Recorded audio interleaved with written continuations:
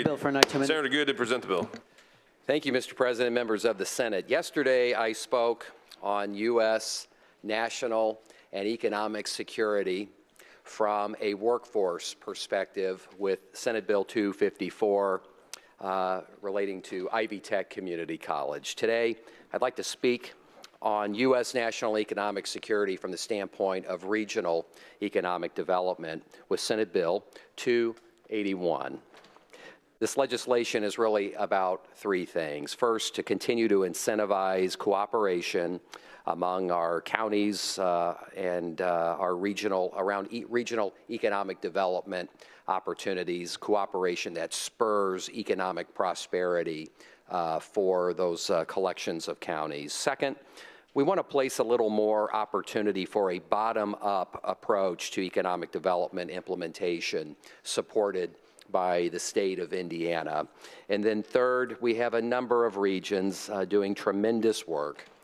And I want to just continue to uplift these priorities where Indiana is a leader supporting our great country with regard to national security interest and thriving economy. Again, we have competitors across the globe who do not share our commitment to liberty, freedom, and capitalism. Those are the same adversaries that want to compete against us in laboratories, on the floors of advanced manufacturing centers, microelectronics innovation, quantum computing, artificial intelligence.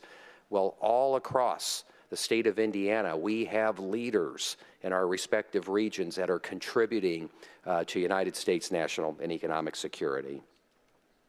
So under Senate Bill 281, what this does is it puts some more emphasis with our regional development authorities as well as the qualified nonprofit organizations that have state approval to be able to compete and make recommendations for applications for a qualified redevelopment site to the state for approval.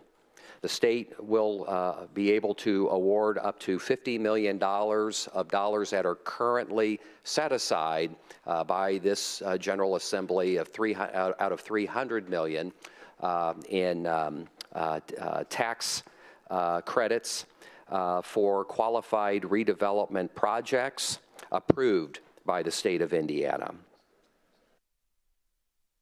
It should be noted that the request of an RDA to a taxpayer proposing a qualified investment in a qualified redevelopment site must be included in that regional development authority's plan. The state has put a lot more gentle pressure on the RDAs to start thinking about 5- and 10-year plans. And so that has to already, it can't just be something that just comes out of nowhere, but it's all part of the strategic direction of the region based upon county cooperation. For FY 27 and 28 allows for the qualified nonprofit organizations that are, these are the organizations that are not RDAs but have been approved by the state, formed to support economic development across the region and which does not represent a single interest group or a local unit or units within a single county to be considered for these tax credit purposes. And then finally, as I referenced the 5- and 10-year plans, what we're looking for as a state is a return on the investment that's focused on per capita income, population growth, employment, and credential attainment among the residents in the region. It's common sense legislation. I'm deeply, deeply grateful for the input of Senator Mishler, Senator Holdman. Senator Mishler is a co-author of this, as is my friend from St. Joseph County, Senator Nizgotsky. I would appreciate your support. Thank you, Senator. Is there discussion? All right, the chair hears none. This bill is placed on its passage and the machine is open.